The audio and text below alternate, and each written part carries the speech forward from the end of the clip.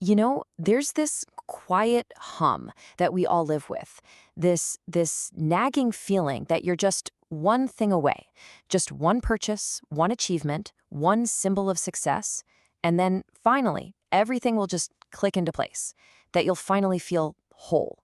We're going to explore that feeling, and we're going to discover why that feeling might just be the biggest trap in our whole search for happiness. Just think about it for a second. It's late at night, the house is completely silent, and the only light in the room is that cool blue glow from the phone in your hand. You're scrolling and scrolling, and then you see it. Maybe it's a watch, with all the tiny gears gleaming. Or maybe it's a kitchen with those perfect marble countertops. Or maybe it's a car, sleek, powerful, parked against the sunset that looks almost too perfect to be real. And just for a moment, something inside of you just aches, and a little voice whispers a promise. That voice, it whispers, if I just had that, then they would see me. They'd see the real me. They would finally get it. They'd understand my worth. It's a powerful fantasy, isn't it? This idea that an object, a thing, can somehow silence all our self-doubt and just broadcast our value to the entire world. But what if that's not how it works at all? What if the respect we are so desperately chasing is totally invisible to everyone but ourselves? Okay, so let's really get into this with a story, a kind of modern-day parable. I want you to meet a guy named Dave. And Dave is a good guy, really. He's done everything right. For 15 long years, he has put in the extra hours. He's saved his money. He said no to things he wanted. All of it for one single goal. And today is the day he finally buys his dream car. So as he's sitting there in the driver's seat and that smell of new leather is filling his lungs, his mind isn't on the horsepower or the 0 to 60 time. No, his heart is pounding with a totally different kind of fuel. He's already playing out Monday morning in his head. He's rehearsing the moment he pulls into the office parking lot. He can already feel it, the subtle glances from his colleagues, those quiet nods of impressed approval. See, this car, it isn't just metal and glass to him. It is a trophy. It's proof. It's validation. And then, Monday comes. He pulls into the parking garage, the sound of the engine just softly echoing. The car is gleaming under those pale fluorescent lights. He parks it perfectly, right between the lines. He gets out, but not too quickly. No, he takes his time. He adjusts his tie. He straightens his jacket. He just kind of lingers for a beat longer than he needs to. Listening, waiting, for the moment he has paid for with 15 years of his life. Absolutely nothing.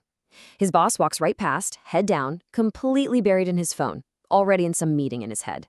The security guard at the front desk, he just gives that generic nod, without even looking up from his newspaper. A colleague he really wanted to impress gets out of her own car and just rushes for the elevator. She's late. And Dave is just left standing there, alone, next to his 6-figure monument to hard work, feeling completely and utterly hollow. And this, right here, this is where it gets really fascinating.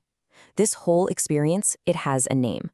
The financial writer Morgan Housel, he calls it the man in the car paradox. And it is such a brutally simple truth about us. When we see a really impressive car, we don't think, wow, the person driving that car must be so incredibly smart and successful. No, we think, wow, if I had that car, people would think I'm so smart and successful. The actual driver becomes a ghost. They're just a faceless placeholder for our own daydreams. So Dave's story is about the disappointment of chasing validation and coming up empty. But what about the person who seems to have it all figured out? The one who actually succeeds in building that perfect image? Well, let's meet Mike. Now, to the outside world, Mike is winning. He's got the leased BMW, he wears a watch that costs more than most people's rent, and his Instagram feed, well, it's just a highlight reel of success. But here's what you don't see. You don't see that knot that forms in his stomach when the credit card bills land in his inbox. Every single one is a reminder of the fragile, shaky scaffolding that's holding up his entire life. You don't see him lying awake at 3 in the morning with the ceiling fan just whirring and whirring while he's doing these panicked calculations in his head. See, Mike isn't free, he is a prisoner, and he's locked in a cage that he built himself, and the bars are made of monthly payments. And here is the kicker. The most ironic and the most painful part of Mike's prison is that the very people whose respect he craves the most, the wise ones, the truly successful ones, they see right through it. They aren't impressed by the car at all. They see the neediness behind the car. They see someone who needs a really expensive object to act as a stand-in for a solid sense of self-worth. And this just perfectly illustrates Housel's point. It is a perfect trap. The very act of performing wealth is the single biggest destroyer of actual wealth. It's like a bonfire of your capital, and the fuel is your own insecurity. The thing to remember here is that the louder the signal, the flashier the car, the less secure the foundation often is. So we have Dave's disappointment, and we have Mike's anxiety. They're really just two sides of the same counterfeit coin. This is where we realize we need a different map, a totally different guide.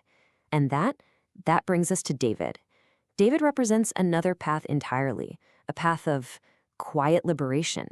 And his story, well, it starts with a car too. David drives a 7-year-old Toyota Camry, and there's this noticeable dent in the rear bumper from some little fender bender he just never bothered to get fixed. But what you can't see, what that dent is hiding, is everything. David owns the building his business is in, outright. He has enough money invested that he can literally stop working tomorrow, and his lifestyle wouldn't change one bit. His daughter just graduated from college with 0 student loans. David's wealth isn't loud. It is silent. It's freedom. Just think about the power in that for a second. David's confidence, it doesn't come from a logo on his car. It comes from what he doesn't need. He doesn't need your admiration.